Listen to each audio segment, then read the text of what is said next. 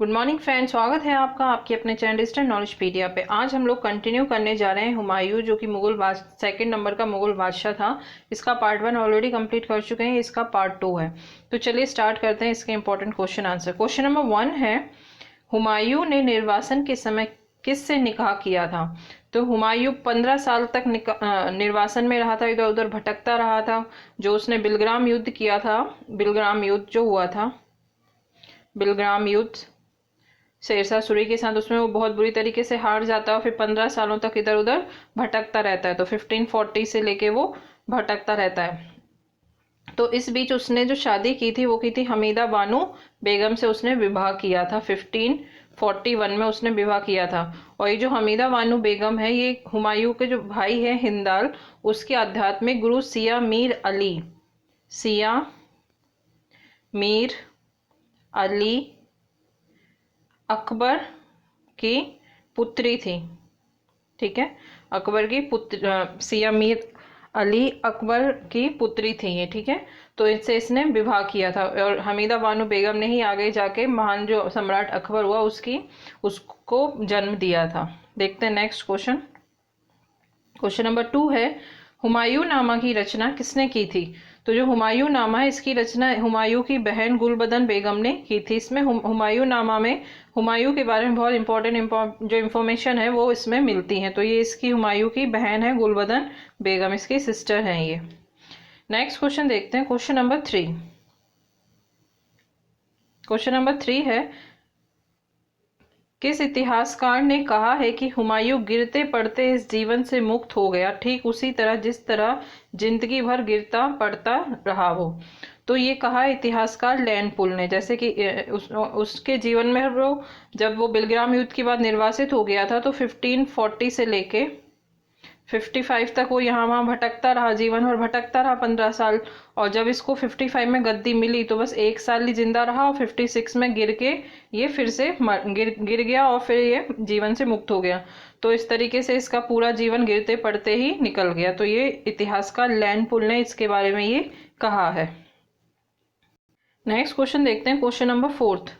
हुमायूं ने देवरा युद्ध में किसको पराजित किया था? तो ये देवरा युद्ध या फिर इसको दोहरिया युद्ध भी कहते हैं। तो इसमें इसने जो अफगान शासक मोहम्मद लोदी था, जो जौनपुर पे अधिकार कर मतलब लगभग हो ही गया था इसका अधिकार जौनपुर पे, तो इसने देवरिया युद्ध या दोहरिया युद्ध में इसने मोहम्मद लोदी को हराया था और फिर से इसने जौनपुर पे हुमायूं ने अपना अधिकार कर लिया था। तो इसके बाद मोहम्मद लोदी बुरी तरीके से हार जाता है। नेक्स्ट क्वेश्चन देखते हैं, क्वेश्चन नंबर 5।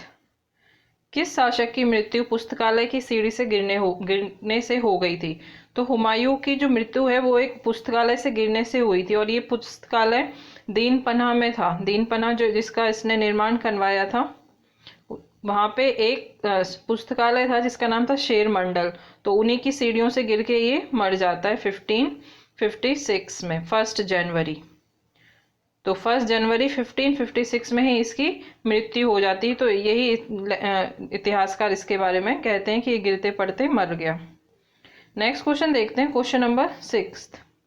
हुमायूं का मकबरा किसने बनवाया था? तो हुमायूं का मकबरा उसकी बीवी जो थी हाजी बेगम, उन्होंने बनवाया था और ये दिल्ली में बना हुआ है। और ये जो हुमायूं का जो मकबरा है, ये मतलब ये जो भारतीय और फारसी वास्तुकला है उस शैली का ये बहुत ज़्यादा अच्छा एग्जाम्पल है। और इसमें फर्स्ट टाइम जो 4 बाग वाली जो प्रयोग है, ये फर्स्ट टाइम इसमें हुआ है। तो हुमायूं का मकबरा को इसमें एक बड़ा गार्डन है बीच में और इसका जो कंपैरिजन वो ताजमहल से किया जाता है। ताजमहल का इसे पूर्व रूप जैसा इसे कहा जाता है। नेक्स्ट क्वेश्चन देखते हैं, क्वेश्चन नंबर 7। कौन सा मुगल शासक ज्योतिष पर विश्वास करते हुए अलग अलग कपड़े पहनता था? तो हुमायूं करता था ये 7 दिन 7 पूरे वीकली जो 7 डेज में ये अलग अलग रंग के डे के हिसाब से ये कपड़े पहनता था। मंडे को अलग, पूरे सैटरडे संडे तक ये अलग अलग कपड़े पहनता था। तो ये हुमायूं है वो। नेक्स्ट क्वेश्चन देखते हैं, क्वेश्चन नंबर 8। हुमायूं ने कोहिनूर हीरा किससे प्राप्त किया था? तो हुमायूं ने पानीपत के फर्स्ट जो युद्ध हुआ था जिसमें बाबर के साथ ये गया था, तो उस समय जो पानीपत का फर्स्ट हुआ था उसमें राजा विक्रमजीत भी थे अपोजिशन में। तो इनकी मृत्यु हो जाती, तो इनके परिवार से ही हुमायूं जो कोहिनूर हुरा है वो प्राप्त कर लेता है। ठीक है, पानीपत के फर्स्ट युद्ध में विक्रमजीत तो मारे जाते हैं, तो इनकी फैमिली से ये ग्वालियर के थे, ग्वालियर के राजा थे, तो इनसे ये कोहिनूर हीरा जो है उसे ये प्राप्त कर लेता है हुमायूं। क्वेश्चन नंबर 9 देखते हैं। बाबर का वजीर मीर निजामुद्दीन मुगल साम्राज्य का शासन किसको सौंपना चाहता था?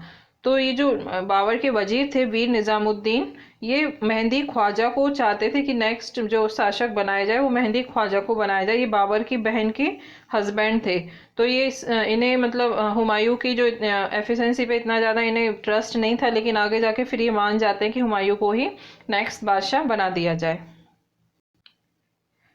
नेक्स्ट क्वेश्चन देखते हैं, क्वेश्चन नंबर 10। हुमायूं को किसने राखी भेजकर गुजरात के शासक बहादुर शाह से बचाव मांगा था? तो हुमायूं को चित्तौड़ की जो रानी होती है, रानी कर्णावती, वो भेजती हैं राखी, क्योंकि जो बहादुर शाह होता है, गुजरात का जो शासक होता है बहादुर शाह, वो चित्तौड़ पे हमला कर देता है और चित्तौड़ पे अधिकार करने वाला होता है। तो जो रानी कर्णवती होती हैं वो भेजती हैं हुमायूं को, वो बताती हैं कि मैं आपकी बहन की तरह हूँ, तो आप मुझे मेरी रक्षा कीजिए बहादुर शाह से। लेकिन इसके बाद हुमायूं काफ़ी टाइम लगा देता है पहुंचने में, तब तक बहादुर शाह कब्जा करने वाला होता है चित्तौड़ के किले पे या फिर मेवाड़ के किले पे। तो रानी कर्णवती और वहाँ पे मौजूद जो भी राजपूत महिलाएं थी वो तब तक वहाँ पे जौहर कर लेती हैं। तो ये मेवाड़ का दूसरा जौहर था। इससे पहले जौहर हुआ था रानी पद्मावती ने किया था जब खिलजी ने अटैक किया था। तो जब तक हुमायूं पहुंचता है तब तक जौहर हो चुका होता है और बहादुर शाह जीत चुका होता है। तो लेकिन तब हुमायूं जब पहुंचता है तो वो हराता है इसको, बहादुर शाह को, लेकिन बहादुर शाह तो आगे जाके पुर्तगालियों से हाथ मिला लेता है और फिर से ये हुमायूं को हरा देता है।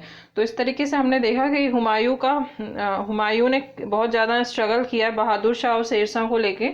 तो इसकी इम्पोर्टेंट जो भी हमने देखे हैं मिशंस वो हमने सारे डिस्कस कर लिए, और नेक्स्ट वीडियो में हम लोग देखेंगे शेरशाह के बारे में इंपॉर्टेंट क्वेश्चन आंसर। तो तब तक आप लोग पढ़ते रहिए और अपना ध्यान रखिए। Thank you.